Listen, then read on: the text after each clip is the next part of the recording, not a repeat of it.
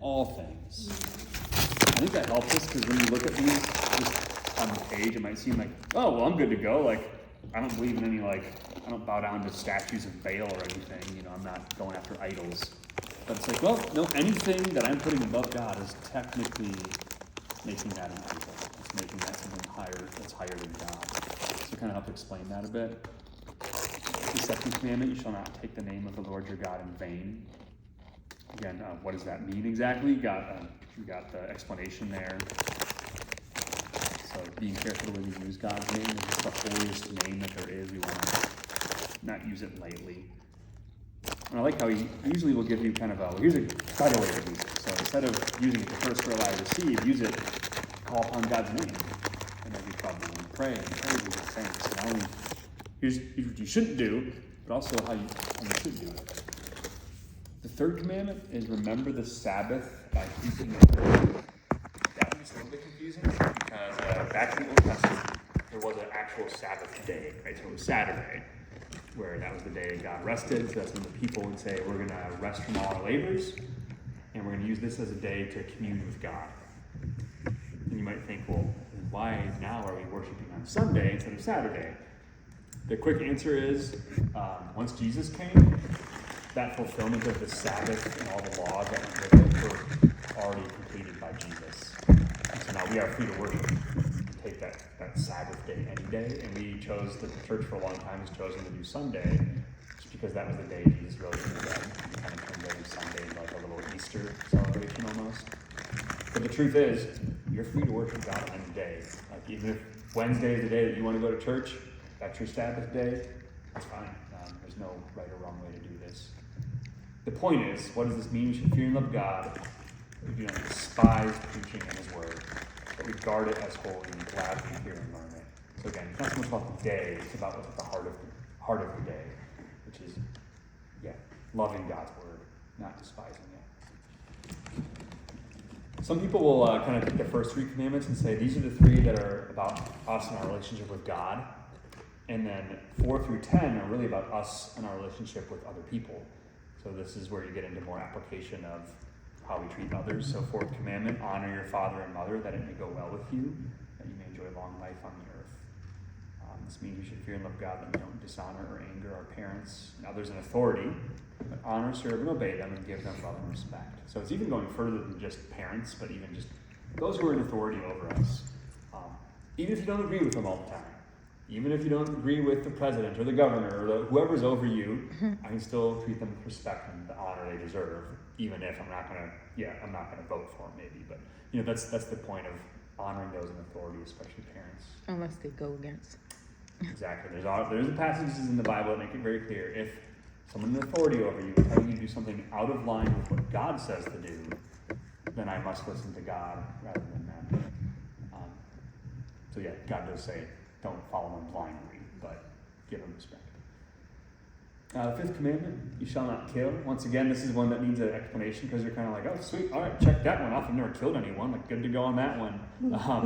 But there's more to it, and the Bible makes it clear that this is not just about physically murdering someone. So we should fear and love God, that we don't hurt or harm our neighbor in his body, but help him and be a friend to him in every body. I think it was in the first lesson where we talk about anyone who even hates their brother is a murderer. So like even the act of hating someone, even if you never do anything, you just hate them in your mind, even that is breaking the 5th commandment. It's wishing harm on someone. The 6th commandment, you shall not commit adultery. Again, this one's kind of like, oh, check that one off, never cheated on my wife.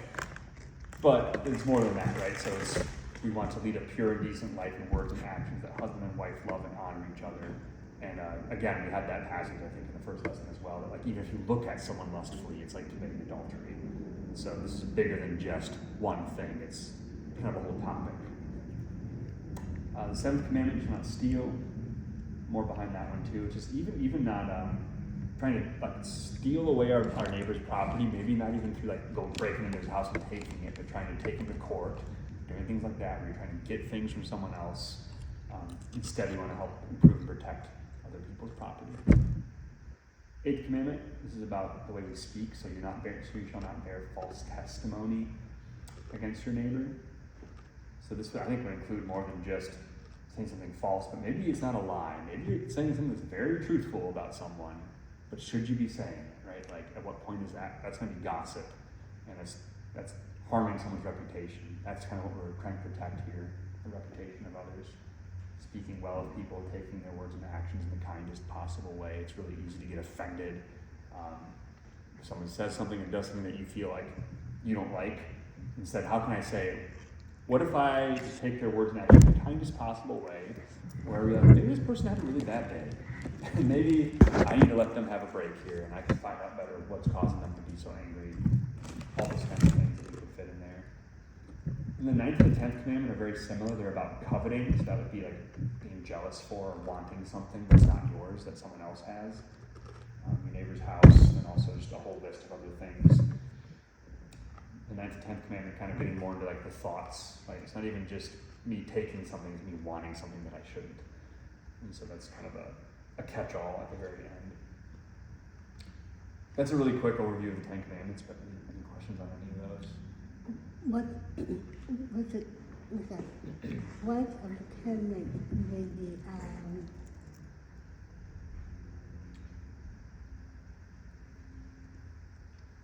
maybe they, okay. Is everything true? Yeah, so yeah, I mean, and you can kind of see pretty quickly, right, when you don't keep these commandments. No, I mean, like, they told me they were going to take one off. Oh, really? Oh, who was saying that? I don't know. Like, they were trying to take. So maybe to answer that, there are a few different ways people will order the commandments. Sometimes people will put the 9th and the 10th one together, all the coveting ones in the same, and they'll add an extra one up here that basically says, don't have any graven images, basically don't make like idols. So there's maybe some different ways to switch it, but we're not going to take anything out of it.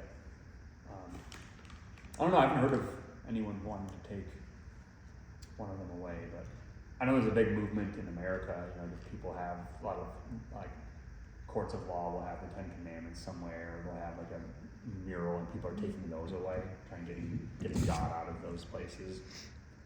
Okay, like you have like what day is it? Okay, and it's always on Saturday. Yeah. They told me that you go around the New Testament, and it's always confusing about that. Whether or not they should have a Sabbath day on Saturday. Yeah. Yeah, so there's